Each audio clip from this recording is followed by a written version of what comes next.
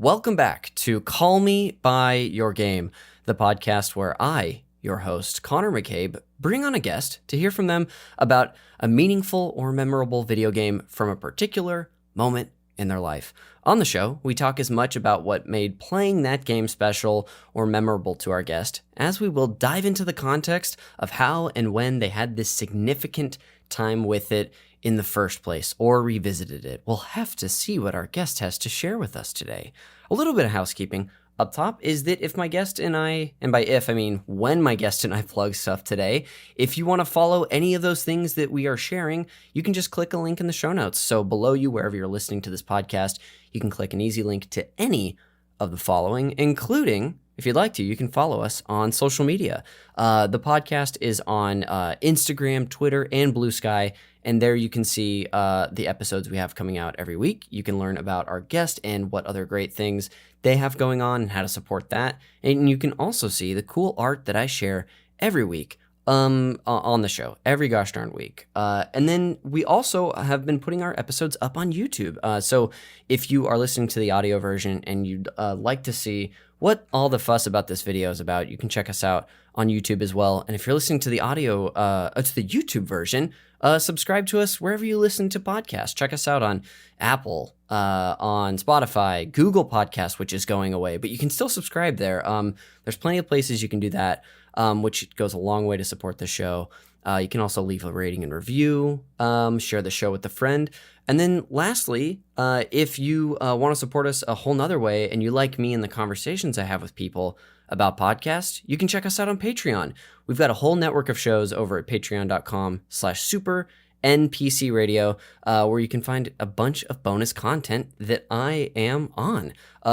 Speaking of which, right now, every quarter, on every Friday, we have a Games Club episode that releases for all of our DJ Toads. It's a tier over there on Patreon. And currently, our Quarter 4 Games Club, we are going through Resident Evil 2 Remake.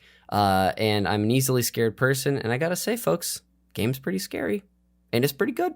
So if you want more of that stuff, again, you can check us out on Patreon. There is a link in the show notes below. But that'll do it for the housekeeping, and I'll finally introduce our guest for today's episode. So please welcome actor and director Kelly Nugent. Hello. Thank you so much for having me, Connor. Hey, thank you for being here. This comes up occasionally on the show, but, I'm often quite familiar with my guests, or have at least, met more than once in person. You and I have met one time in person. One time. So I just wanted to say, just let the listener know how brave you are for coming on the show. A huge leap that you've taken, hopping on the internet to talk to not a stranger, but an acquaintance about video games. I think that's how I'll say and it. you did show me the very thick folder dossier that you had compiled on me. Yes. And I guess I'm ready. I guess. Yeah. I hope that nothing too horrible comes out about me, knock on wood. Yes, I am planning mostly gotcha questions for this podcast today. And so not only are you brave for continuing to do that, but after seeing all that evidence, who knows what's to come. But Kelly, thank you so much for doing the show today. I'm really excited to have you on. Like I was kind of getting into earlier and we talked about before, I know you through dear friend of the show, Patrick Ellers. But what do you want to share with the listener about yourself? Who are you? What should people know about you? I am an actor and director and a writer as well, but I also just make a lot of different types of things. Yeah. Most recently, I undertook a very mentally ill project wherein, so I was recently house sitting for my parents for 21 days. Oh, wow. Yeah. In Los Angeles? Or should I even ask what location? Yeah, they live 40 minutes. No, that's not true. 40 minutes with no traffic, but basically 2 hours south in Torrance. Okay, gotcha. Yeah. It can be anywhere between 2 hours and 40 minutes. Sure. But also they had an elderly dog, so I couldn't leave for very long. Yes. So I was trapped there for 21 days. And so I was like, well, out of my time in solitude, I'll at least try to work on something. Yes. And do you know Omar Najam? I don't. He does this very low key, just like fun Halloween festival every year called 13 Days, 13 Shorts. Oh, cool. Wherein like the 13 days leading up to Halloween, there's like a theme that's released. And so you create something based on that theme. And it doesn't have to be a short film. Like 4 years ago, I wrote a children's book for it. Oh my gosh. I wouldn't say it was a children's book, actually. I'd say it's like, it's about like child detectives who like solve their first murder in like book 46. So it kind of is like a take on that. But anyway, this year I was like, okay, Kelly, don't try to do this all by yourself.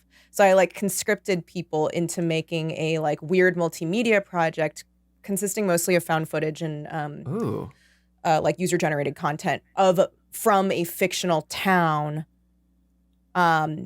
where each day's theme is a different thing that reveals more about this like messed up town. Whoa. And it's all hosted on the most ugly website I've ever made in my life because it's supposed to look like a 1990s website. So there's like a lot of GIFs and like the background is like space. And I think we're pretty much done. I mean, it's late, obviously, because it's after Halloween. But we only have one thing left. And so I'm like, you know what? We're going to finish that and we'll have done it. That's taught amazing. myself how to code for it. I was like, I don't need to ever be good at coding. I've decided. Yes. Yeah. I don't need to try to do it.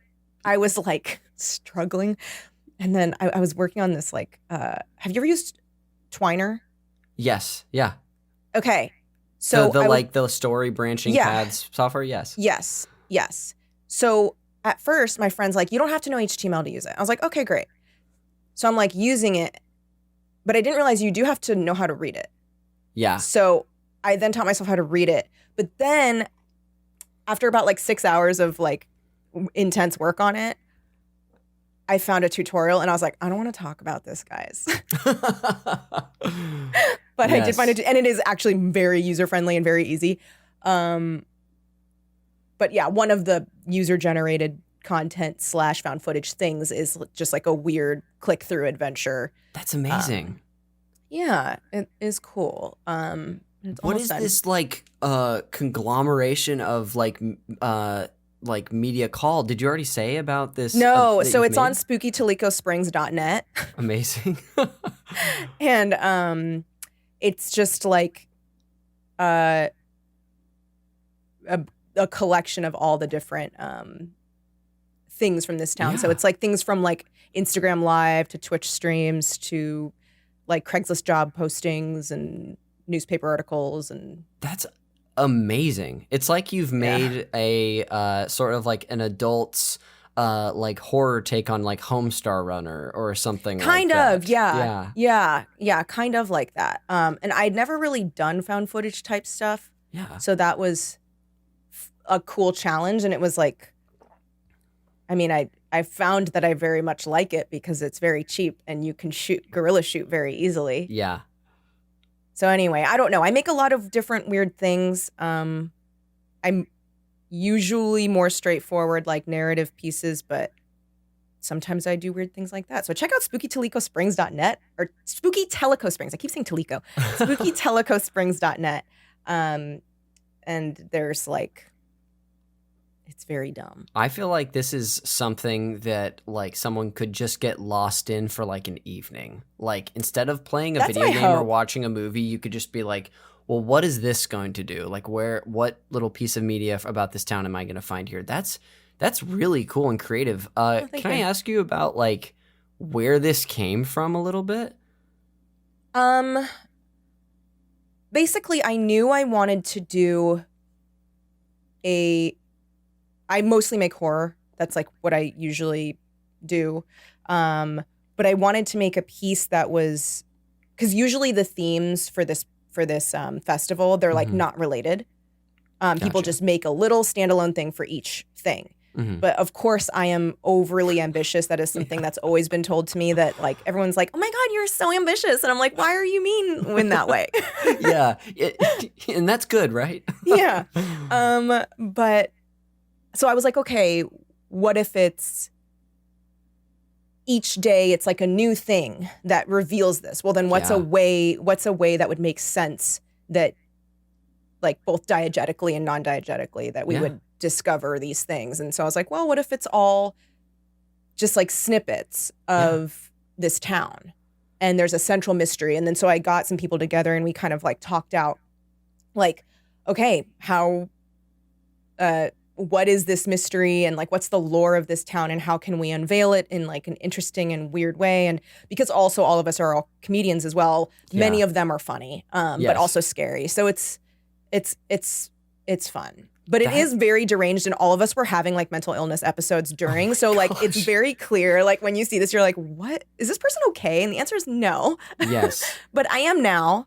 Good. So I'm back home. So glad. But yeah, that has kind of been like taking over my brain until like today. I mean, I literally yesterday I did the Craigslist posting for the job for one of the themes. I feel like we're almost having like, because sometimes I'm sure if you listen to podcasts or people out there listen to shows like the bigger, more popular podcasts where someone goes on like a parade of like their project of like, oh, this person's got a movie coming out, so you heard them on like Armchair Expert and whatever the show that like Jason Bateman hosts is, and I feel like we've had like like this feels almost like that, because what you've made sounds like very unique, and like you're gonna have to go on a string of podcasts now, and this is the first one that you're promoting this on. It just sounds so cool. Thank you so much. I really appreciate that. Yeah, I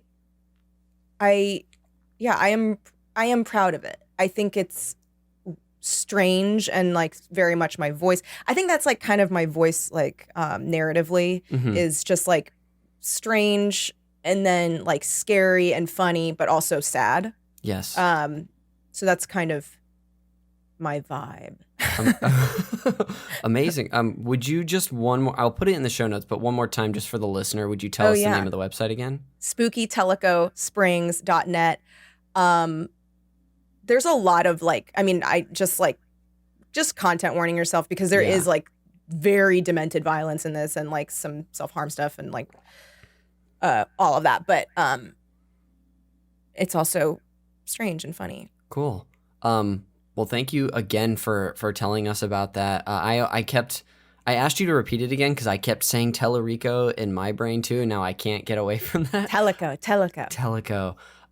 That's amazing. So definitely check that out, listener. You know, if that vibes with you, there'll be a link in the show notes.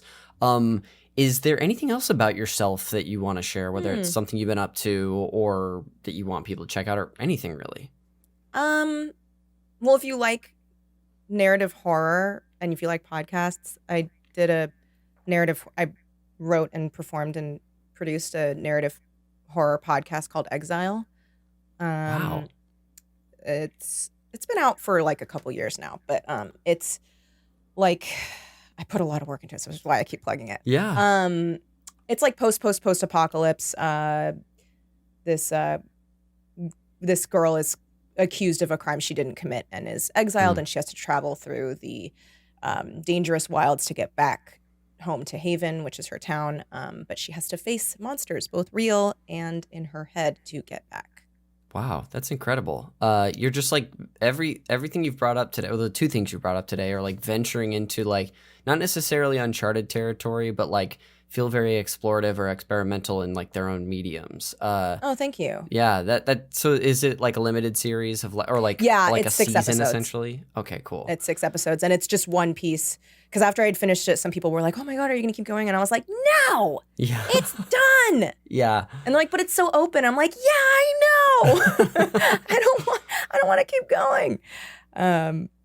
Yeah, no, it's done. It's 6. Yeah, cool. 6 episodes. That's really exciting. Well, I'll put a link to that as well in the show notes. If anything else comes up today that you're like, oh, I want people to know about this, or you can find me here, like, go crazy. We put a ton of plugs in the episode, so have at it. Okay, great. We're, of course, before we get into talking about your general history with video games, I'd love for you to introduce what you've brought on for the main event today, and Call Me By Your Game. The game that I've brought is Dragon Age Origins. I'm very excited to get into this. It's going to be fun. So let's get into your history with video games. Do you remember like the earliest interest that you had in them in your life? Yes.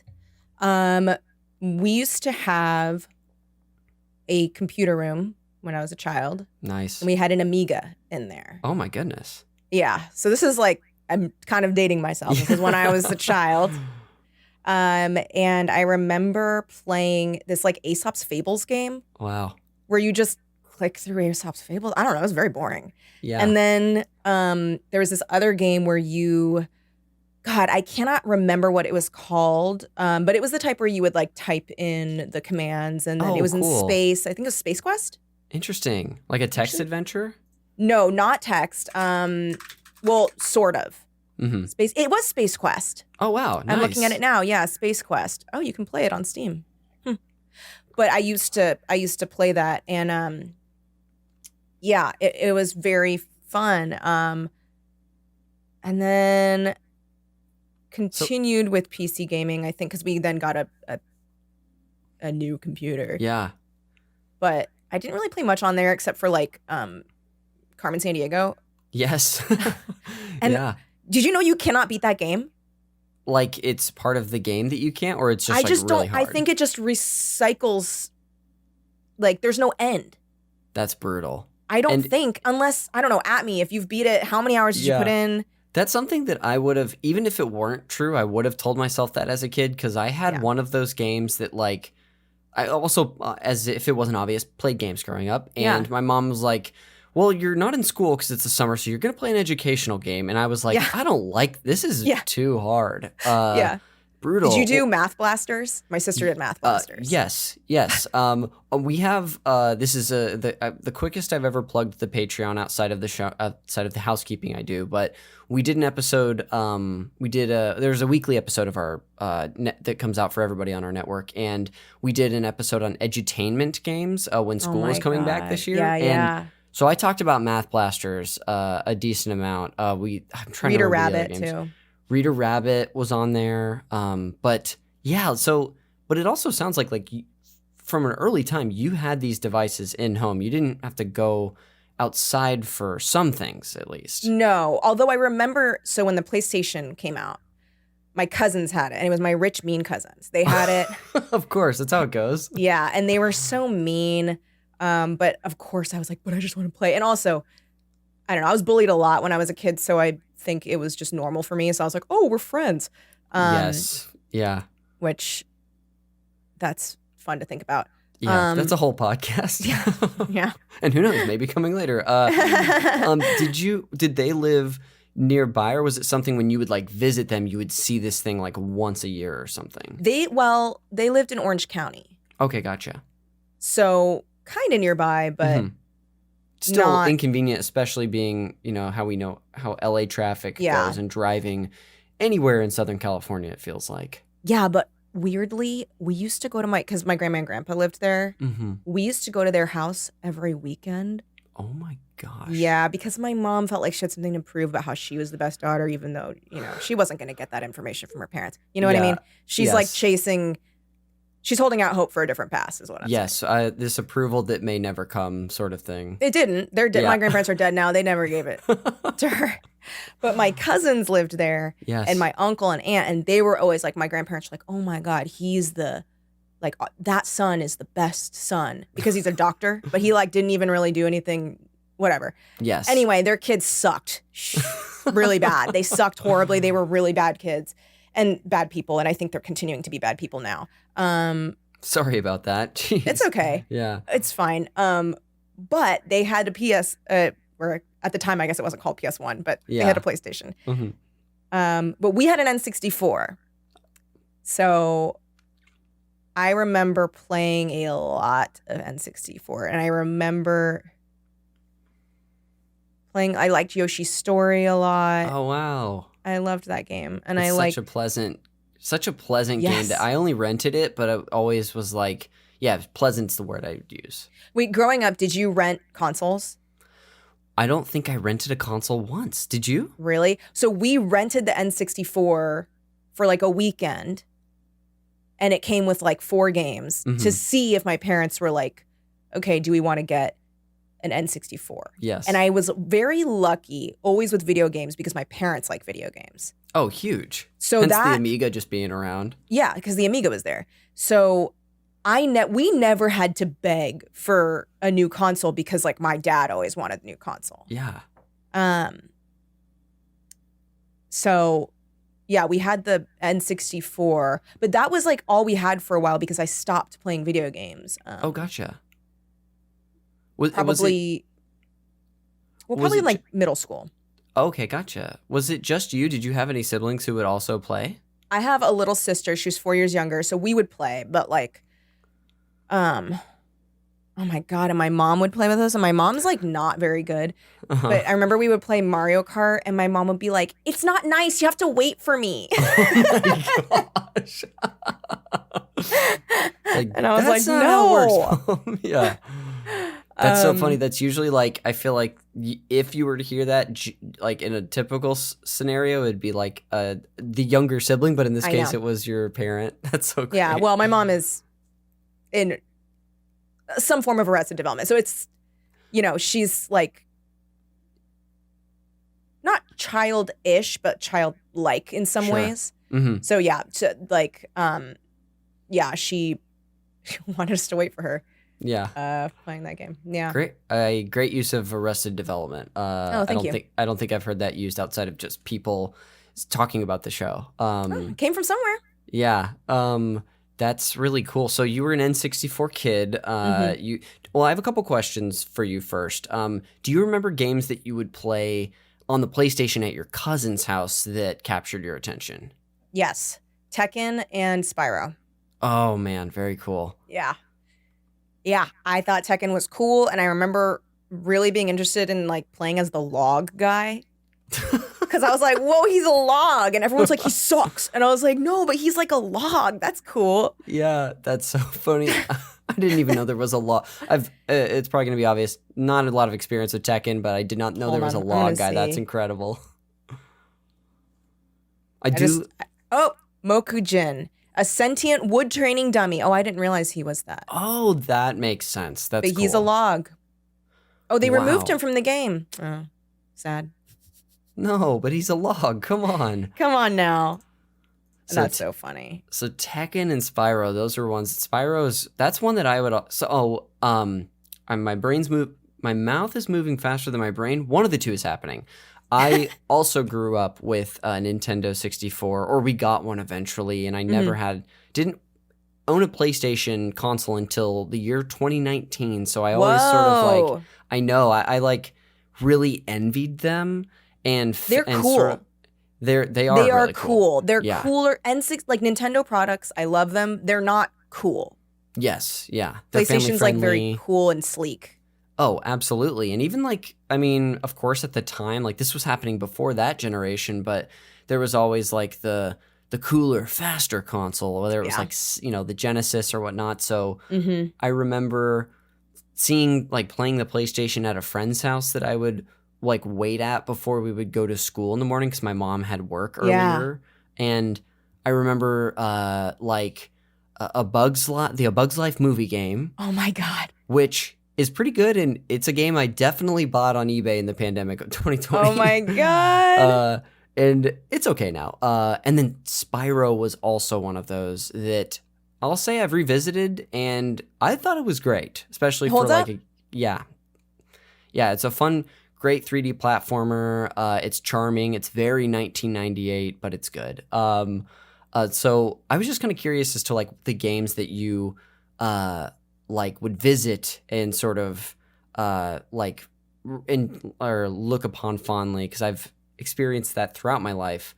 But when it comes to the N64, you said Mario Kart, we played a little Yoshi Story. Are there others that stick out since that was like your console? Perfect Dark. I remember I played Perfect Dark a lot, and I kind of didn't get how to play it. So I would just like run around. And that was like also before the time you could look things up, right? Yes, yeah. So there was so much. That and Banjo-Tooie for some reason, not Banjo-Kazooie. I don't know. Specifically Banjo-Tooie and Perfect Dark were games. Oh, and this game called Sphinx? Sphinx. Interesting. Oh, wait, no. Sphinx was maybe not. N64. I think maybe that was PS2. Oh, okay, Never mind, not Sphinx. But I remember, like,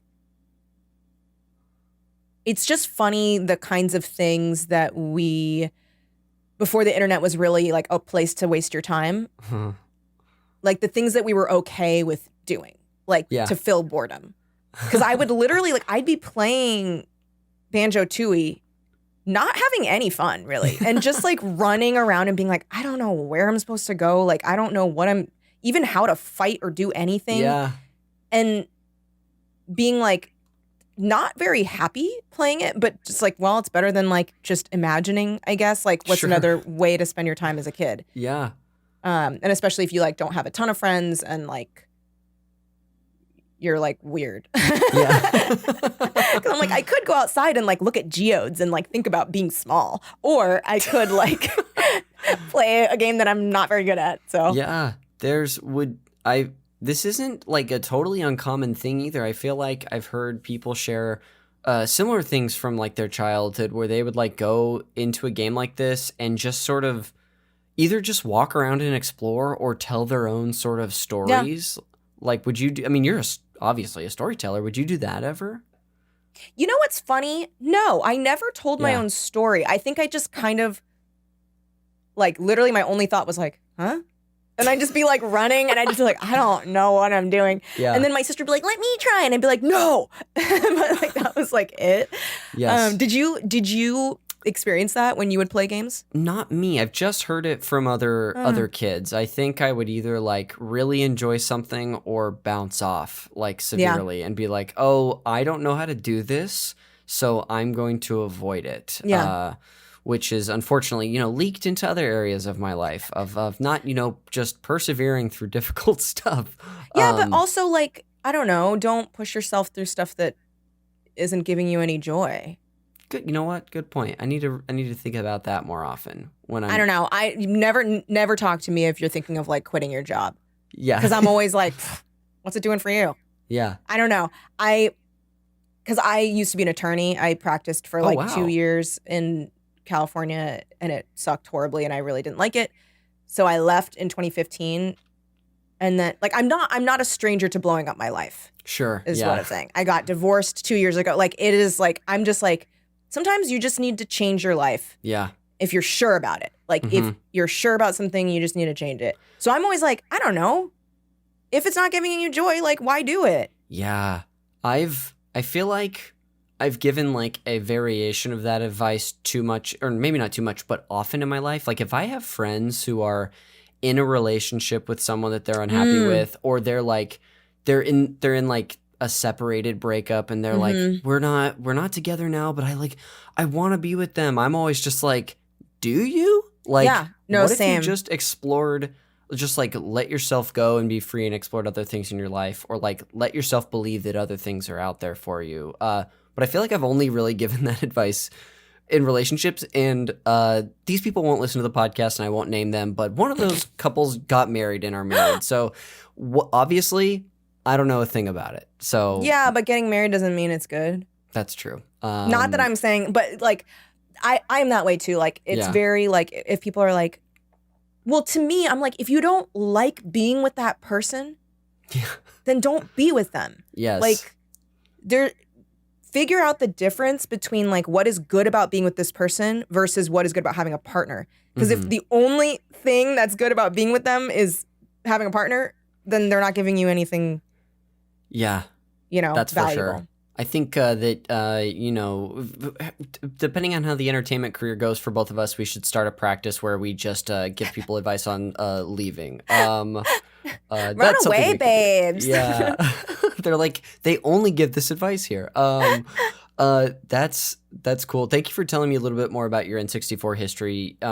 You said in like the junior high, middle school time, you stopped playing games. Would you either touch on that or like what got you back into games? Sure. So dual analog happened. Oh, cool. And I guess, with that, I was like, I can't do this. Yeah. But plus, it was the only time that, and this is specifically dual analog with the rise of first-person shooters. Yeah. Mm-hmm. So, like, obviously dual analog existed for many games that were like top-down, or like third person is still a little bit different, but like for some reason, FPS, I was like, I can't do this. Yeah. And it coincided with when I was young, gaming was not cool. Being a nerd was not cool. I specifically remember, because I was just very desperate to not be bullied or like to have friends or like to be thought of as cool. So I would literally like oftentimes pretend to be dumber than I was or not interested. I'd be like, oh my God, what's that? And in my head, I'd be like, I know every single detail about that game. Like, yes, yeah. So then I just stopped. I stopped being interested in it and just wanted very desperately to have a quote normal life. Yeah, for sure. So I stopped then. And then I started back in. I think I was still kind of playing some maybe in high school. Sure. And then in late college, it would be late college. I think I had a PS2 and it was right when PS3 came out. So a lot of games were like really cheap. Oh, yeah. And I had it at my parents' house and I went and bought, I played like X-Men Legends or something. That game was so fun. And the thing that I liked about that game was that because I liked X-Men and Marvel and stuff at that time. So it was like fun collecting the characters and like collecting the different outfits. And and this is where the storytelling would come in because I would like get my little group of characters. Yeah. And I'd be like, oh, these people never really hang out. Let's see what happens when they do. Yes, yeah. So I'd be like, whoa, then maybe they can be friends. And then, I played X-Men Legends 1 and 2 probably in college, but only when I was at my parents' house. And I still like pretended I didn't really know how to play video games. And also like this guy I was dating at the time was very into Halo. And I was like, I can't do that. Yeah. I don't know. I think very common at that time too. If you weren't like someone who made that transition of that, like specifically when Halo came out, I think console first-person shooters, like you're saying, it's a really hard thing. Like I know people who are interested in games now who still struggle with that right stick for the camera and using both at the same time. It's a hurdle for sure. Yeah. But the weird thing is, I think it just took me finding games that like really pulled me in enough, like narratively, or because for me, story driven is very important. So obviously, like Halo, no offense, Halo like doesn't really have that great of a story. Totally. It's mostly has that multiplayer focus so much. So I think I was like, okay, once I like started playing games that were like interesting to me, I was like, it's worth it to learn how to play them. And then now, it's very easy, and I taught myself how to play like mouse keyboard for first person shooter and stuff like that. So it's, it's learnable. Totally. If you want to. Yeah. I mean, it sounds like if the interest is there and if something really grabs you, do you remember any games that like did that for you? Mass Effect. Oh, cool. Hence BioWare. I figured there could be some connection. That's why I'm a real BioWare freak. Yeah, I like BioWare a lot. But yeah, Mass Effect was huge for me. Wow. And it's funny because I remember first playing Mass Effect 1 and being like, holy cow. And then playing I played it actually after all three had come out. And I had bought the trilogy. And I remember playing Mass Effect 1 and being like, oh my God, this game is so good. And I bought the remastered version on PS5 a couple years ago. Mass Effect 1 is the most boring game in the world. It is so boring.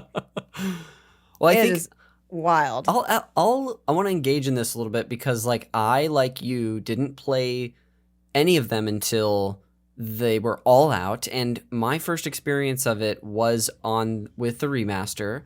And I don't know what it was, but like I also loved the first one and still haven't played 2 or 3, but I had friends being like, oh, you loved 1? Wait till you play 2. Yeah, so 2 rips. Maybe after playing 2, it like sort of lessens the impact of 1. But that's funny that was just like your experience coming back to it.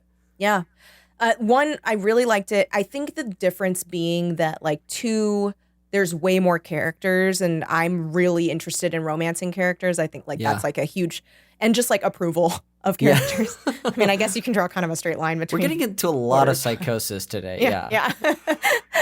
But I remember like being really floored by just like the character development and story being very different in 2, and then in 3 the combat's much smoother. And the combat's a lot smoother in 2 too. Yeah. So like once you jump over, and also there's no Mako, so you don't have to drive around. Oh, cool. The Mako. Yeah. Which the last time I played, I literally rage quit because the Mako flipped and I got stuck, and then I couldn't do anything, and I hadn't saved in a long time, so I lost like 4 hours. No. And I was like, I can't do this. Oh, yeah, that'll do it. That'll make you quit. Yeah. Oh, that's miserable. So big Mass Effect fan. Yeah, I love Mass Effect. That's really cool. What are there any other games that like from your just general history that were impactful to you that you want to shout out in this segment?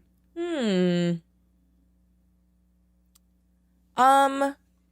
mean, I know we're going to be talking about Dragon Age Origins, but Dragon Age Inquisition was huge for me too, because I was waiting for a long time for that game. Yeah. And I guess I'm going to be waiting for a long time for Dreadwolf, but yeah. And then I don't know anything. I mean, I think Baldur's Gate has changed gaming forever. Yeah.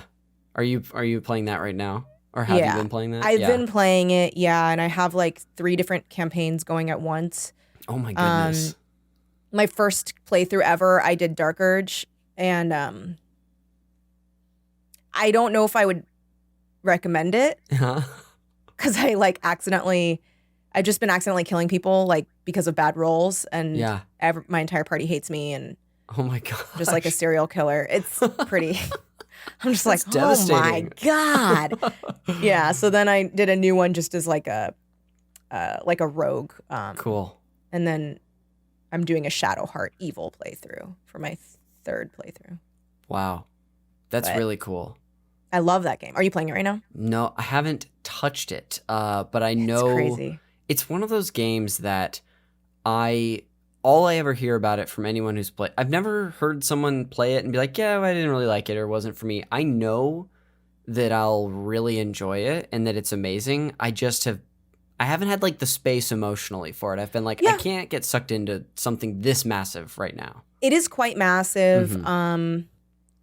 I also understand too, like, I don't know if this is how you are, but like sometimes when people suggest something too much to me, there's like this weird, like indignant thing inside of me that I'm not quite cognizant of, that'll be like, no. Yes. Like, I don't feel like playing that right now. Yeah. I'll do it when I want to. Yeah. And then eventually I do, and I'm like, okay, fine, guys. It was really cool. Yeah, yep. But it's very good. Yeah. It's very impressive I like Larian a lot. Mm-hmm. And I know it's like a weird parasocial relationship for me to be like, I'm so proud of them, but I am. Yeah. For them, like, it's so not, what's the word? Profit focused. Mm-hmm. No microtransactions, nothing. Just like, it's just very clear that they wanted to make the best game they could. Yeah. So it's when I look at what they've been able to accomplish with that game, and you know how it's been received, and obvious, like what high quality that everything about it seems to have. It's really, I feel like a lot of games development, mostly coming from the top down, like especially bigger companies, is really pessimistic. And this just feels like something, and it could be a Larian thing. It just feels like they were like, let's just make the best game we can make, and let's focus on that, and other stuff's going to fall into place. And I feel like the proof is in the pudding. I mean, who knows? We could find out years down the road that's not the case and people weren't happy. But like, it's just what an accomplishment. It's really cool. And it does. I think you touched on something I haven't really thought about, which is that it does feel optimistic and hopeful, which like gaming doesn't, especially the business of gaming, and especially that's the other thing is that like Larian is technically an indie studio. Wow. Yeah, and it's like the fact that, I mean, they did work on this game for. I had this game since or beta or alpha or whatever. Oh, really? Yeah, and so that was like very beginning of pandemic. So it's like the fact that they've been working on just that stuff for that long. And I love Divinity Original Sin 2, which is also them. And it has a lot of the same like humor and just character development and really, really good voice acting. That game is really tremendous, and I think kind of gave me more hope looking at games. Yeah. We sit here in a week where there was more announcements of like more gaming layoffs, and there's been so much of that. It's so depressing. So that, it's nice to have a bright spot like that in so many different ways, both in like the product, but also seemingly just like that studio and that team. That team seems as happy as one can be doing games. Yeah. I guess I've got just a couple more questions for you about your history or just gaming in general, really. My first question for you is, are there any games that you have like your eye on and are looking forward to, whether it's a game that's already out that you just haven't gotten to, or one that you know is coming that you're anticipating? I'm still hopeful for Dreadwolf. I'm hoping it'll be good. We'll see. Did BioWare like there was an announcement about it? Yeah, production or something? Yeah, I think so. Ago? Yeah, and then but like a week ago or something, or like not a week ago. God, time. Like 2 months ago, there was a Dreadwolf announcement. Oh wow. Sorry, my clickety clackety keyboard. No, it's all good. It's the curse of a mechanical keyboard. I know. But I like the clickities. Okay. Let's see. Yeah, development. I guess just that it's just a lot of like things going on hold and blah, blah, blah, blah. And a bunch of staff turnover. That's great. Well. But hey, maybe in the future, cross our fingers. Yeah. Gosh. Well, last question for you. Before we go to break, is there any other game from your history at all, whether recent or in the past, that you would be bummed out that you didn't mention on this part? You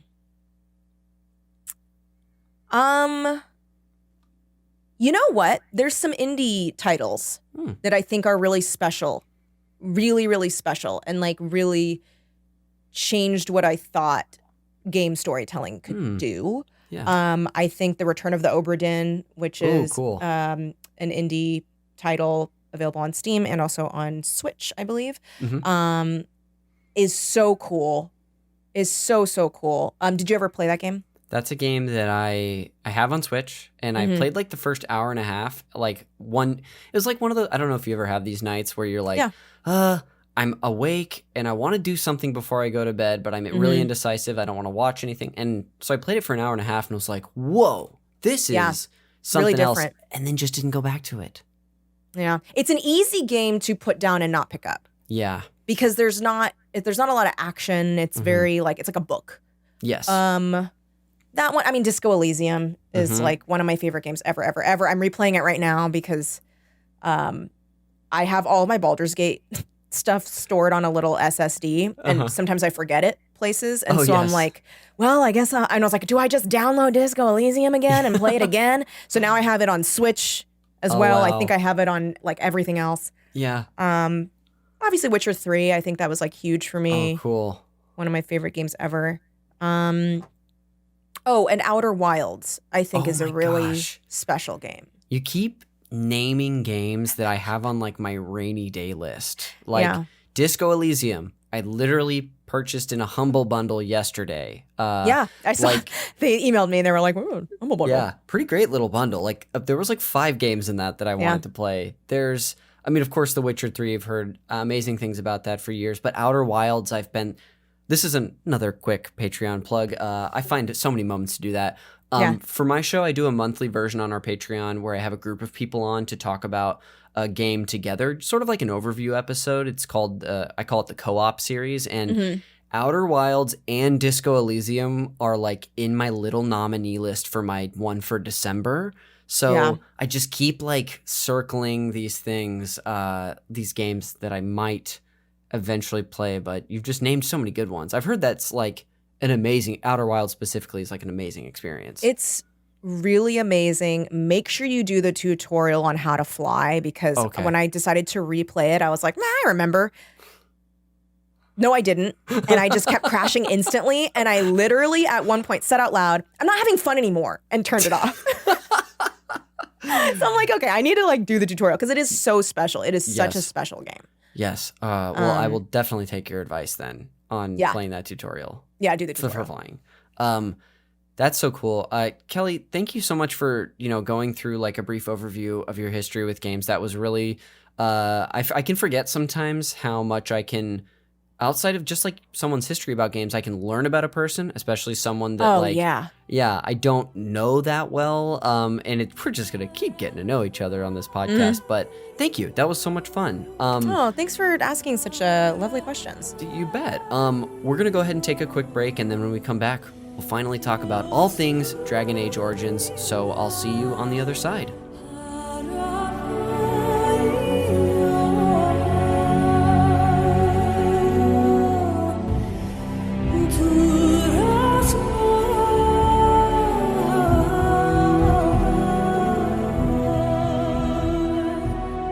Welcome back to Call Me By Your Game. Of course, it's me, your host, Connor McCabe, still here with Kelly Nugent. Kelly, welcome back. Thank you. Of course. Well, we're finally going to do it. We've held it on long enough. Why don't we dive into some Dragon Age Origins, which you've brought on for the main event today. And like I told you before the show, I'm going to just do some table setting for the listener. And so if there's anything that I share about this game that you want to adjust, or you're like, hey, Connor, this is important, again, green light for you. Okay. Awesome. But without further ado, I'll go ahead and dive in now. Dragon Age Origins is a 2009 RPG developed by BioWare and published by EA. It's the first game in the Dragon Age franchise, which I do want to, I'm already deviating from the script. I do want to point out, I feel like most of the time when there's like an Origins in the title of something, it's like the fourth movie in a franchise that's going back and telling like a prequel story. Yeah. And it's shocking that they were like, this is going to be the first game of a series. Yes. I did not expect that when Isn't that weird? When you had been like, oh, this is what I want to do. And I was like, great, I'm sure that's, exactly a later entry, but it's the first one. So interesting already. Set in the fictional kingdom of Ferelden. Who knows if I pronounced that right. During a period of civil strife, the game puts the player in the role of a warrior, mage, or rogue coming from an elven, human, or dwarven background. The player character is recruited into the Grey Wardens, an ancient order that stands against monstrous forces known as Darkspawn, and is tasked with defeating the archdemon that commands them and ending their invasion. The game is played from a third-person perspective and can be shifted to a top-down perspective. And throughout the game, players encounter various companions who play major roles in the game's plot and gameplay. BioWare described Dragon Age Origins as a dark heroic fantasy set in a unique world and a spiritual successor to their previous Baldur's Gate and Neverwinter Nights franchises, which we've already started talking about Baldur's Gate. It's no surprise that that's another game you really like. Its setting was inspired by The Lord of the Rings and A Song of Ice and Fire. Curious to note, too, that this game came out, 2 years before Game of Thrones premiered or so? I think it was like 2011 was at least the show. No. Not the What?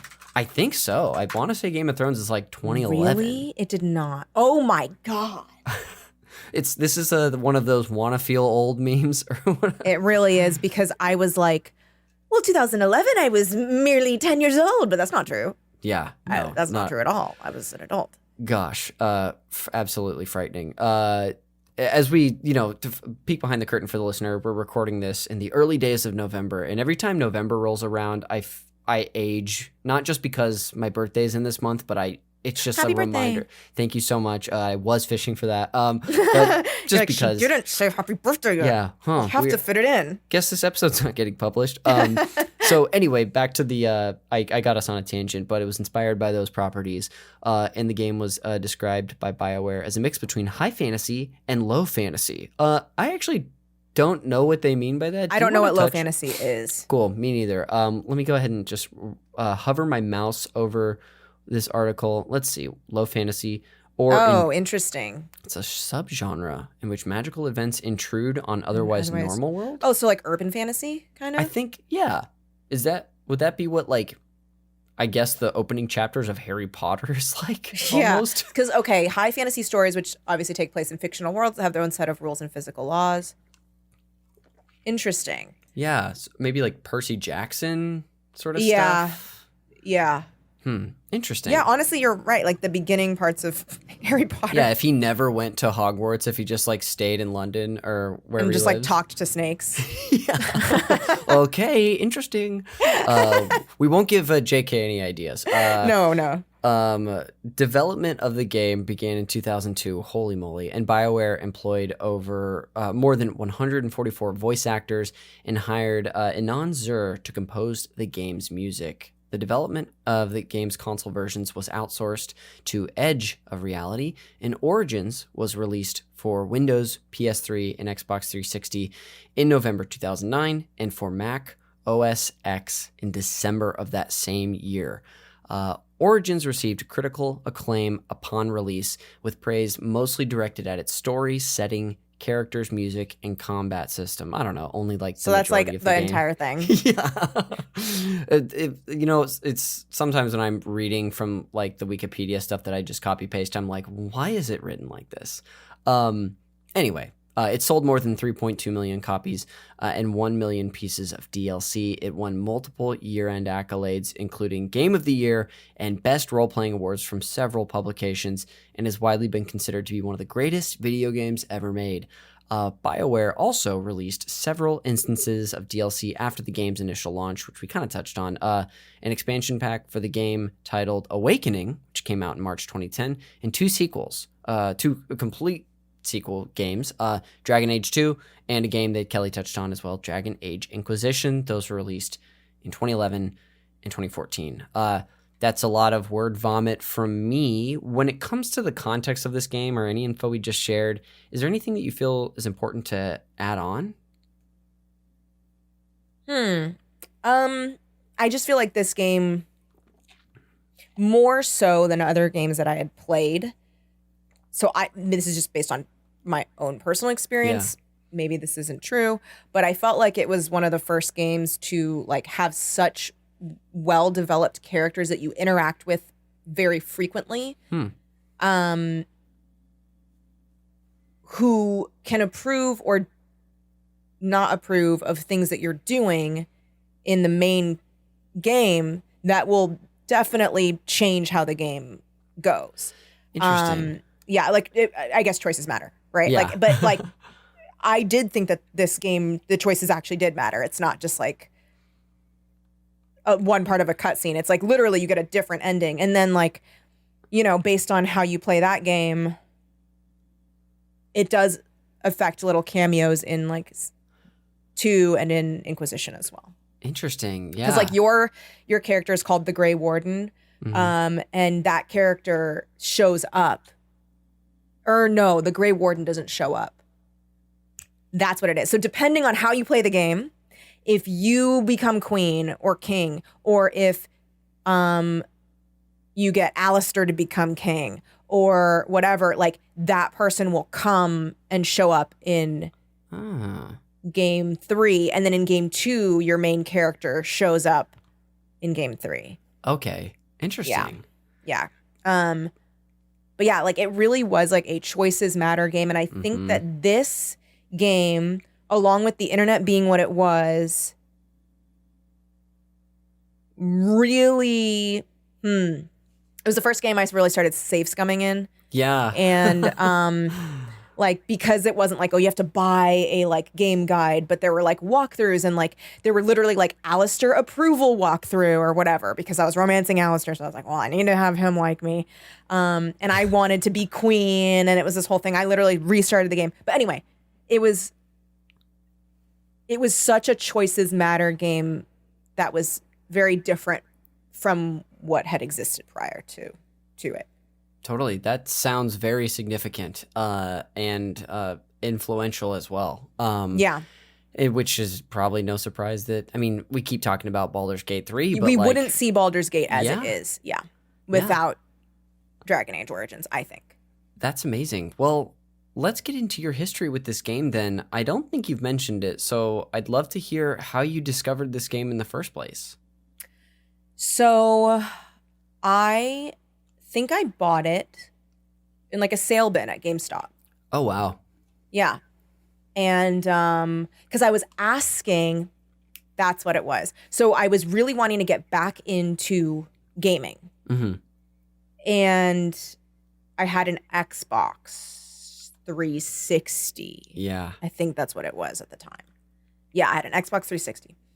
And I went into, I had remembered, I was like, okay, I want to get back into gaming because like I was, I think, in law school, or I had just graduated from law school. No, I think I was in law school. And I was just really looking for any joy. Yeah. And I didn't want to read. I love reading, but like you do a lot of reading in law school. So I was like, I can't read. Yeah. So I was like, well, maybe I'll start playing video games again. And I had this Xbox 360. So I was like, okay. I remember liking those like top-down games because that's like manageable for me. Mm-hmm. I don't want to jump into first-person shooter. So I went to GameStop and I like asked the person there. I was like, I really like X-Men Legends. And like, I think at the time, that Avengers one had also come out, or Marvel Ultimate Alliance. Ultimate Alliance, yeah. Yeah, the original had already been out. So I was like, I like games like that where you can like have companions and like basically an RPG, but like where you could have all people in your party and you could control them and whatever. And they were like, oh, well, you've got to try this game. And I remember grabbing the case for it and I was like, this looks so boring. Yeah. Like it just looks like a nothing cover. But I was like, fine. They were like, no, trust me, this is a really good game. So I got it and I was like so sucked in. Ooh. Almost immediately. And I think a huge part of it was that the voice acting is very, very, very good. Yeah. And although I think that the guy that voices Alistair is like maybe not a good person or something. Like cancel adjacent. Yeah, I think so. But when you have Claudia Black voicing the Morgan, who's like your other main companion, I just remember thinking like these characters are so well fleshed out that I actually do care about what they think. And I'm interested in this world that's populated by many characters who are so interesting. And I didn't know games could do that. I didn't know games could make me feel like I'm basically like I'm reading a book that I'm participating in. Yeah. Yeah. Totally. Were you a big reader as a kid? Oh, yeah. Yeah. Oh, yeah. Into like all sorts of genres or like fantasy or just worlds, basically? Any genre. Mm-hmm. Cool. Yeah, that makes sense that this would totally grab you then. I feel like sometimes people will come on the show and it might take a game a few tries. I've played plenty of games that I've like bounced off of the first time. I mean, we were talking about the Return of the Obra Dinn. It's Return, not Secret, right? Return of the Obra Return, Dinn. okay. I always mix that up. Sorry to take you on this tangent, but even that game, like I played once and then have to come back to, but this got you immediately. Yeah. That's amazing. Do you remember, were there, because this wasn't exactly the style of game you were used to, I know, obviously the party member, having party members was familiar and maybe the perspective. Did you have to get used to the gameplay at all? Or yes. Yeah. Dragon Age Origins is quite hard. Yeah. It's quite hard. And like even now as like a very seasoned gamer, I used to stream on Twitch over the like pandemic and a little bit before it too. And I remember like I was literally stuck on a boss for like 4 hours. Oh, it is man. quite difficult. It's quite difficult. But also, I mean, you can change the difficulty if you're not stubborn. I just didn't want to do that. Yes. But it's pretty hard. Yeah. I was just kind of curious about that, especially being at the time new to the genre, but it sounds like regardless, it's a challenge. Yeah, well, because it's not turn-based strategy. Yeah. So you're managing your party while a million things are happening, and like you blink and one of your characters is dead, and you're like, oh my God. Yeah, that's tough. Like just trying to manage a group amidst like the chaos. When it probably maybe would have been helpful to be turn-based for you at the time, just to be like manage one thing at a time. Yeah. But it's a whole different style of thing. So I love to hear that you were grabbed by like the world and the characters and the voice acting. Do you remember like any moments specifically that stuck out to you, whether it was early or later? Yeah, I mean, I didn't know, so I'm like obsessed with romancing characters in games. I'm like, all right, who can I get with? Yeah. And like I remember like, because I'd never played a game where you could do that before. Mm-hmm. And so I remember like I was romancing Alistair, I believe. And in order to like, so I'd done a lot of research because I was like, I want to like become queen and I want to rule. Mm-hmm. So I had to restart because if you play as an elf, you can't rule. So I had to restart as a human noble because that's the only way. But in order to rule, you have to get Alistair to fall in love with you because he's the heir to the kingdom. But he doesn't want to, he's like a bastard son. Okay. But he doesn't want to take it. So you have to like hurt him. Like you have to like harden him, but basically like be kind of mean to him, but still have him like you. Yeah. So that way he'll be like, okay, fine, I'm going to rule Ferelden and also like you'll be my queen.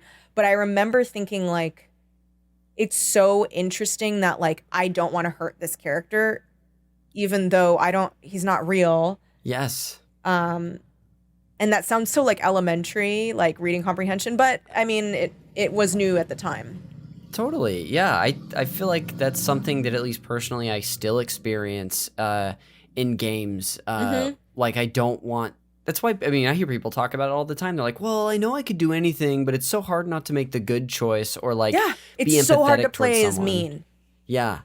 Big time. That's so funny that you were like recognizing that too. Like even just, it sort of opens up my mind to like role-playing games in general and like how you choose to act. Like, do you remember how you went about playing this game? Were you like, I'm going to play a character or I'm Kelly in this world? I always play as me.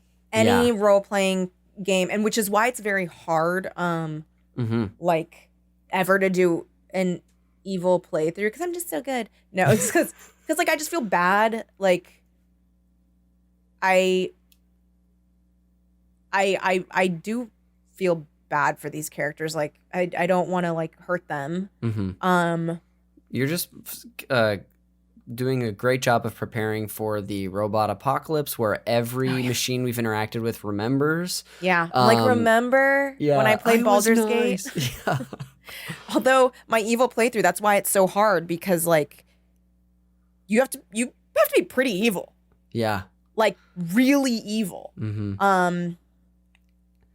But yeah, like there's so many outcomes that can come in Dragon Age Origins too. And I think that was a thing that like I really loved because I was like, oh my God, like you literally can make this go so many ways. Like obviously it's not infinite because this was like early games like this. Yeah.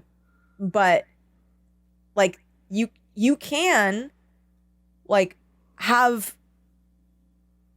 up Alistair with Morrigan, two of your people, and then like they get together and then like birth the freaking Antichrist. Wow. So like there's like so many different ways that this game can go. I mean, I did not go that way because I was like, no, Alistair's mine. Yes. And I need to be queen. Yes. But yeah, and I also thought it was cool. I mean, I guess this was true of other games, but like it is cool seeing in the gameplay and in interactions with other characters, like how different characters treat you depending on what class and race you are. And the entire first like prologue is different for each origin you have. Yeah. That's amazing. Yeah, you can play. I always like to play as an elf. I don't know why. I just like them. And you can play as like a city elf or a Dalish elf, and there's like 2 different things that can happen there.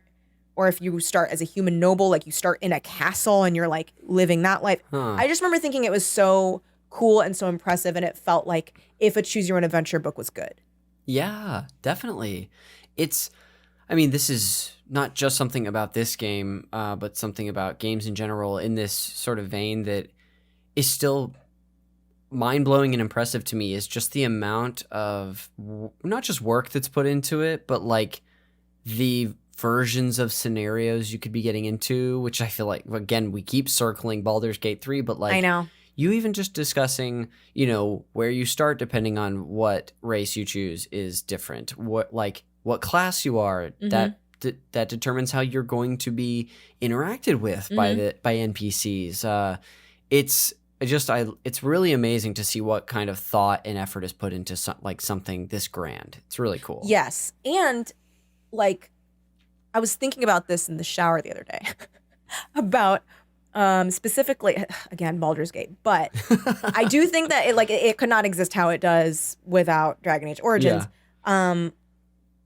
Where like for a while they were saying there's like a 2-hour area that still no one has found, and I think someone just found it. Oh wow! But I was thinking about how much care and effort and love is put into every part, even stuff that like most people won't do. Like, for example, apparently the evil storyline rips. Apparently it's so cool and it's so fun, and you get this companion who's like really awesome.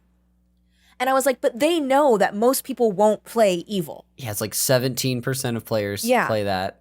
But you're rewarding those people. Like, you reward everybody. There's not just like one storyline that's like, I don't know, and then I don't know, your eyes are red if you do this, It's interesting that they do that for Origins as well. Totally. I'm just, not every game has to be like this or give you sort of endless options. I like all sorts of games. I could take a game that is like, no, this is the story we're telling you. This is the perspective you're going to hear it from. But stuff like this, it is really impressive. And I think I really appreciate how you put it. You use the word like care. And I feel like that is very apparent. Well, I want to keep asking you about the game as well. Yeah. But I do want to get into like more of the context. Obviously, you were either like in finishing or like right out of law school. Would you do me a favor and scene paint where your gaming setup would have been, what that like room was like? Yeah. I was living in a little 1-bedroom apartment in Silver Lake. Oh my gosh. Very cool. Yeah. And it was cool. It like overlooked the lake. Although I had like a creepy neighbor who had Munchausen's by proxy and like pretended to be hurt so that I would take care of her. It was very... Oh my goodness. It was crazy. It was like... Yeah, she like made me cut her clothes off her body. Holy moly. Was this like a big building? Was it like 4 units? No, it was like 4 units. Oh my gosh. She like pretended she broke her arm. She had like a sling but no cast. Huh. I should have just like little details you may not catch all at once, but you put them together and you're like, oh no. When you say it out loud, you're like, this person. Well, and then eventually after our relationship deteriorated greatly because I like had to yell at her to get out of my house because she like came in my house at one point. My neighbor on the other side was like, were you nice to her one time? And I was like, yeah. And she was like, never do that. Oh no. She will use you. Gosh, it's like, I don't want to be role playing this part of my life. Like, let's just leave it to the game. That's I know. Nuts. I used to live. Yeah.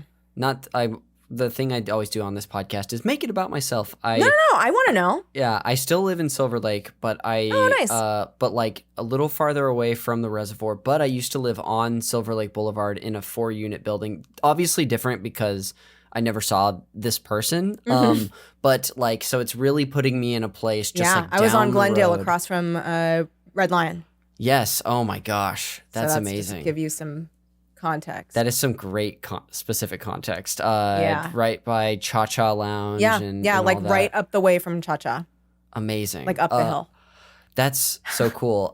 So First of all, that's amazing Okay, and so scary anyway. story. But I'm glad you survived. Yeah, Thank you. scene paint this like Okay, area for me. So it was like the room was like skinny and long, and then so the couch was like along one wall, facing like you would walk in, and then to your right the couch faced the TV, which was on the left. Yes. And then past it was like a very small like breakfast nook area, and then to the left was the kitchen. Mm-hmm. And then the bedroom was like to the left.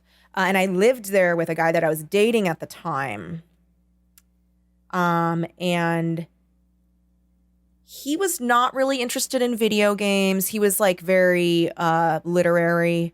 And I don't know if I would say that he looked down on video games, but he definitely was like, oh, you do your little thing. Yeah. Whereas I think like stories are stories, and I love reading, and I read a lot.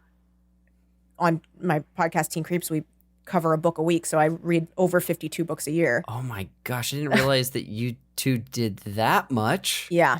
Wow. And we do an extra book a month, so it's really How do you like have time for 50 that? That's incredible. It is. I'm constantly burned out and feel like I'm going to die. Yeah. Gosh. But yeah, so anyway, I always felt like a weird kind of like, not shame, but just kind of like, oh, I'm doing my little thing, you know? Maybe not like necessarily acceptance, but like a tolerance of it. Yeah, exactly. It was kind of like, oh, you're doing your thing, you know? And I think video games started to mean so much to me as a form of storytelling, I guess, and interactive storytelling in particular. And also this was like before I realized I obviously wanted to do something creative and be in this world that we're in now. Yeah. And you know what's funny? This is like a therapy session. Yep. I remember telling him, I think I want to quit because I think I want to try and do comedy. And he was like, he like winced. He was like, and I was like, what? And he's like, I just thought you were more practical than that. Oh. And I was like, oh. And then I cried a lot. And I stayed with him for 2 more years. But but also like there's like a lot of things like looking back on it now where I'm just like, oh, it was like very clear that like we were not supposed to be together. So hard to recognize that in the moment, even if it's staring you in the face. Yeah. Like, I feel like obviously we often have to go through those things and learn. Oh, yeah. And even then I don't always learn from my past. So like, yeah. But anyway, I'm sorry that happened, but. Oh, it's okay. I mean, it's fine. Like, it's just, I mean, what, like just 2 people that shouldn't have been together were together. That's like on the scale of things that could go wrong is like not. I wish him well. He's not like some exes where I'm like, you know what, die in a fire. Yeah. But at the time, I was getting so much joy out of that game. Like, it was just like I would think about it all day.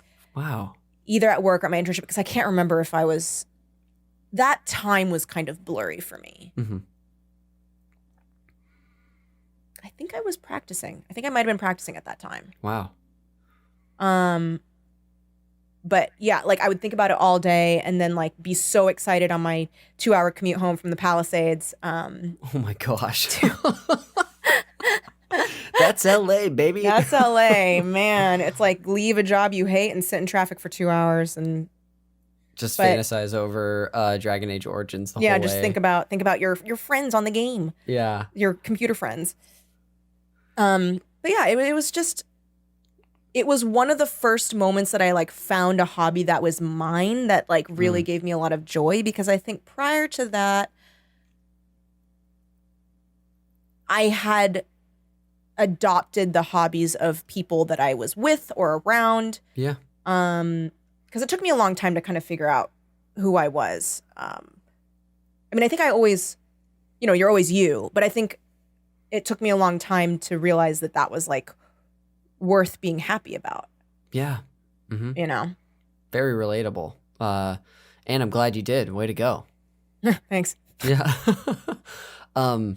That's amazing. Yeah. I guess, man, you sometimes I have to like not necessarily dig, but I have to be like, okay, then what else was going on? What's this, and that? And you've like given me so much really informative context for when you were really experiencing this game. So I think what I want to ask, just the last couple things, it might just end up being one.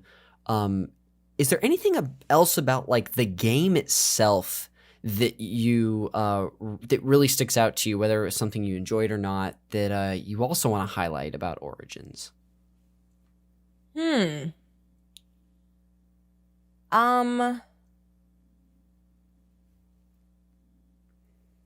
Honestly, I think that not only the small stuff, right? Like the character development and whatever, and even the plot, but like I think that the lore of the world that they created was really interesting. And one of the more, I'm trying to think of another word for interesting, but one of the more compelling like lores that I've seen because oftentimes it's just like, well, at that time BioWare was doing that really well though, because also the like lore of Mass Effect is really, really interesting. And also really like, I like a lot of moral gray stuff when it comes to like backstory. Yeah. I am not well, this is good and this is evil and that's that. Yeah. I do like when it's like, oh, but this person's only evil because they believe something very ardently, or they think they're right. Totally. Yeah. Although actually I forgot who it was, but it's one of the main writers of Dragon Age was talking about what he dubs the lyrium problem, and what all of them dubbed the lyrium problem. And it's when you have a thing like lyrium. Lyrium is a substance in that world that can basically do anything. It can do anything, so then that means there's no stakes. Yeah. Because you can like, oh, this person has too much lyrium. Well, to stop them, we're going to have to use lyrium. And it's just like, it kind of becomes a like, well, then where does it end? Yeah, but I totally. think that maybe is something that to me is not evident in play, but I'm sure was evident when they were trying to come up with stories. Sure. Yeah. It seems like a device, like a plot it's device a plot to device. solve whatever you need, sort of thing. Interesting. How are we gonna, when you're a writer, like when you're like trying to come up with, I oftentimes in my notes will be like, solve this issue, and then it's like, well, lyrium. Yeah. I don't know. It's like, but the issue is lyrium. Yes. Yeah. Yeah. That's really funny. Did you get to finish that thought too about just talking about the just like the writing and whatnot? I think that's what you were talking about. Yeah, just that it's I like a moral grayness where everyone thinks they're doing right. Yes, gotcha. I prefer that. I think that's very compelling. And I also like delusion, right? Like we're too far into it.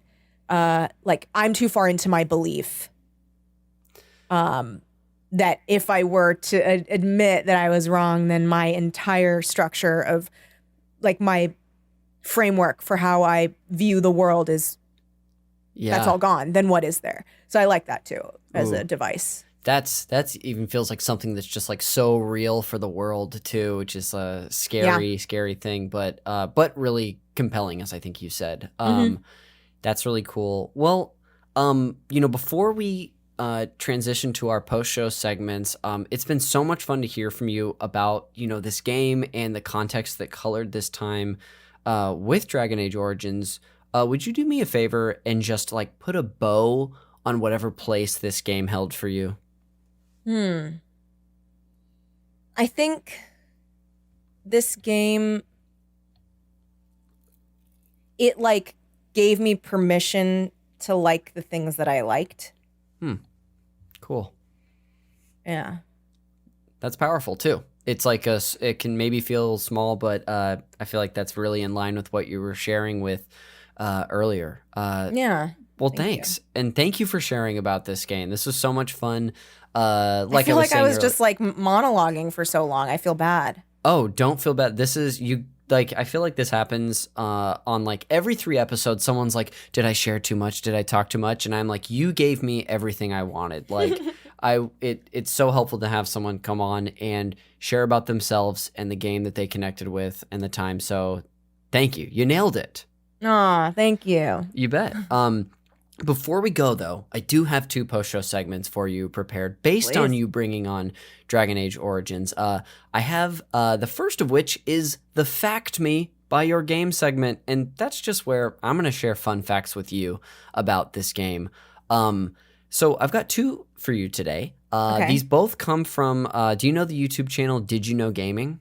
No. Great channel. Oh my gosh, I'm sure for like so many of the games you like, they've got like whole videos on single games or franchises. Like, I should just email you the link to this video, but these are both pulled from their, they have an overview episode on Dragon Age. So the first fact I have is about the language creation that they did in this game.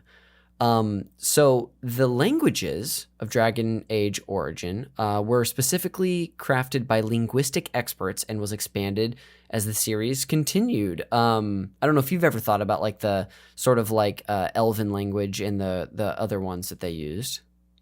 I've not thought about it. Yeah. That's really cool.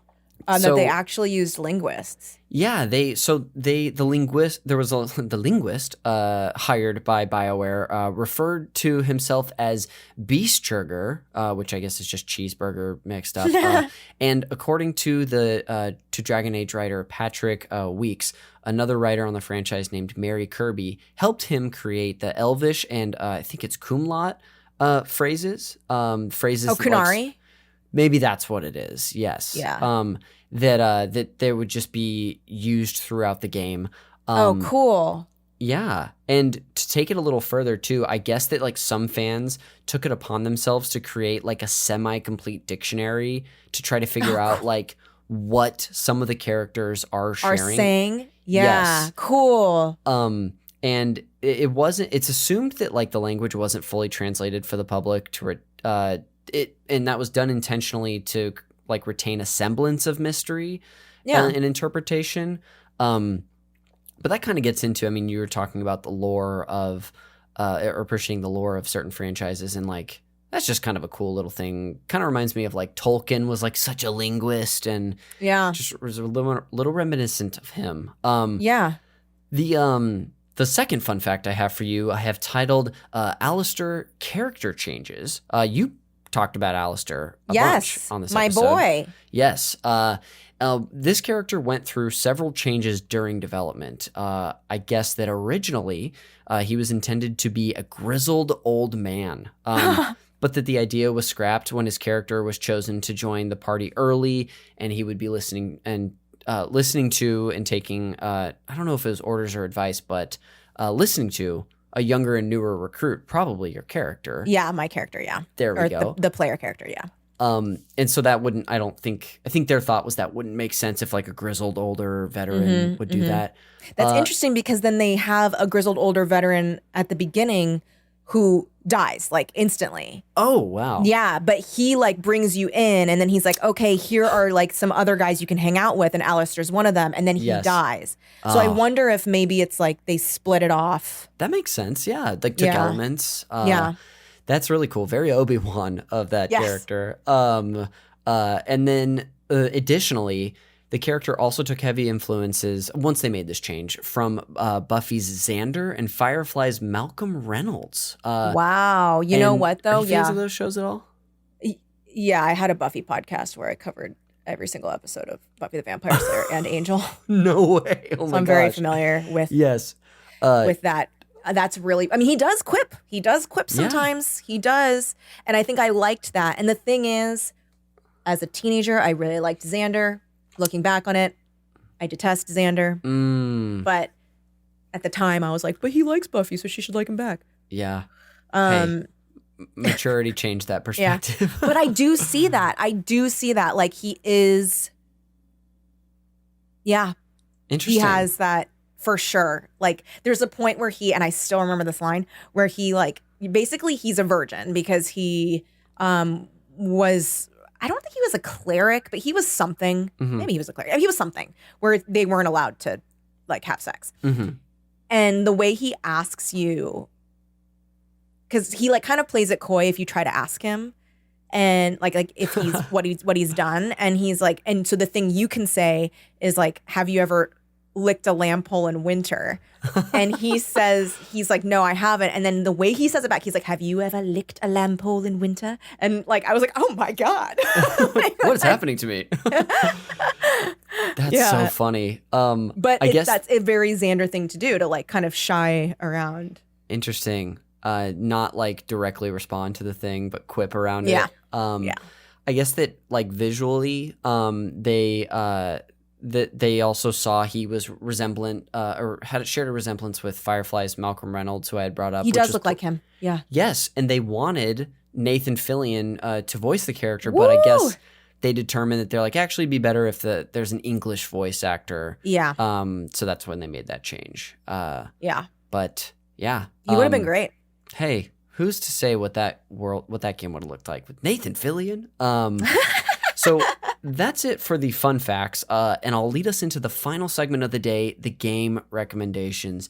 And I told you a little bit about this before the podcast, but this is my one forced tie-in to the movie Call Me By Your Name, where I'm going to treat Dragon Age Origins as your passionate summer love that you have in Italy that unfortunately is just not destined to last. And so in order to help you get over this heartbreak of this this love that made a really big impression on you, I have 3 new flings for you to help get over this person. They all have something in common because I find familiarity goes a long way. So I've got 3 for you today. The first of which, I think I'm just going to get to it, and it turns out it's like one of your favorite games ever, Baldur's Gate 3. So there's no point in me talking about it too much more, but there's obvious things that you can, similarities you can draw. Yeah. And the early Baldur's Gates were made by BioWare. So yeah, that one, we talked about it so much, I was like, okay, great. This is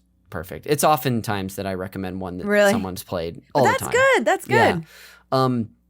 The second game recommendation is that if you like BioWare, but you want a vastly different genre of game, you don't want fantasy, you don't want this party-based system, you want to have a mech simulator, I'll recommend an early game from BioWare called Shattered Steel. And never heard of this. This is a game from, was it 1996? Whoa. Made for MS-DOS. It also came out on Mac, where it's basically like you're playing as a mech. And so if that's a fantasy of yours, that's cool. I like mechs. There you go. Shattered Steel is the name. And lastly, is if all that matters to you is you're concerned about origins. How do things start? Where do they come from?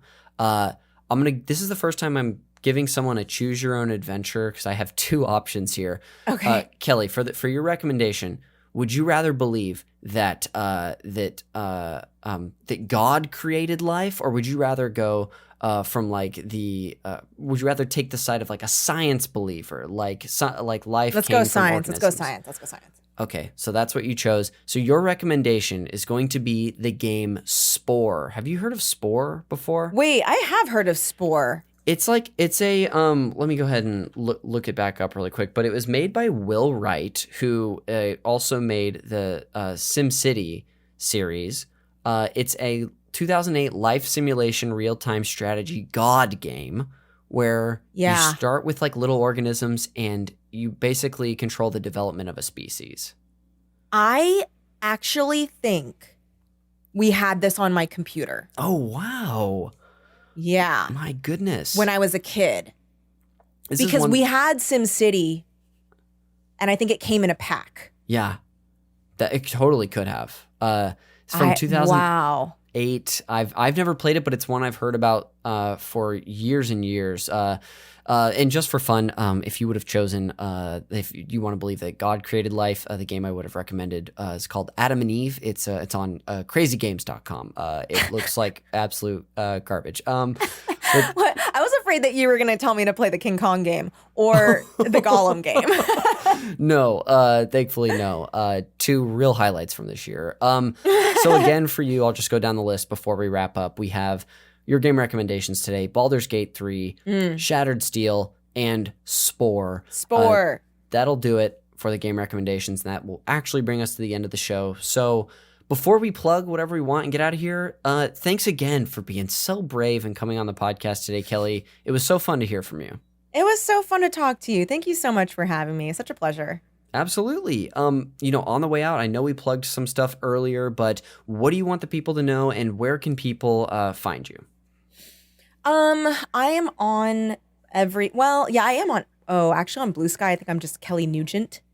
But Cool. on everything else, I'm Kelly Nugee, Nugee. Nice. And yeah, you can see, I actually think I have something that's going to be released soon that will be cool, and I will direct people to it, but I think I can't do that yet. Okay, cool. And then, just check out, you know what? Check out, Teen Creeps. That's the podcast where I talk YA Pulp Fiction with Lindsay K. Check out What Even Is This? That is a podcast where we basically every week we come up with a new format for what the podcast is. So it's just different things every week. Yeah. Check out Same Day Shipping. That's one with Patrick Ellers and Ryan Mogi and Colin J. Morris, where it's currently on hiatus right now, but there's tons of back catalog. Where we ship everyone with everyone all across everything. Yes. And then Exile is that narrative podcast. SpookyTelecoSprings.net. There we go. Is my demonic project I've been working on. And I think that's it for now. Cool. People can follow those socials to keep an eye out for whatever is to come in the future. It'll be easier to do it that way. Okay, cool. Well, I'll be sure to put a link in the show notes for all of that. And then I'll go ahead and close this out with some plugs of my own. The cover art for Call Me By Your Game is done by the artist Glenn J. You can find him on Instagram at Glenn with 2 N's, .jay. You can see his other great work there as well. This show is produced, edited, and the music is by Jeremy Schmidt. If you would like to give him a tip of your cap, a thank you for all the work he does on this podcast, check out our other show, Video Games, a Comedy Show, where I actually guest hosted last week and hosted a big old conversation on the new Spider-Man game, Spider-Man 2. It's more of a roundtable style podcast, but I think you'll like it. If you're a part of this network, you know what that show is. You can also follow me on social media. I'm on Twitter and Instagram as Connor_McCabe. On Blue Sky, I'm just Connor McCabe. I don't stream that much anymore, but I'm on Twitch at twitch.tv/consiscool69. And again, if you like me and the conversations I have with people about video games, check us out on Patreon. There's a ton of bonus content there, but specifically bonus video game podcasts. So if you've gone through the catalog, you're like, I need more con, you can find it there. There's a link in the show notes. And that'll go ahead and do it for this episode of Call Me By Your Game. We will see you on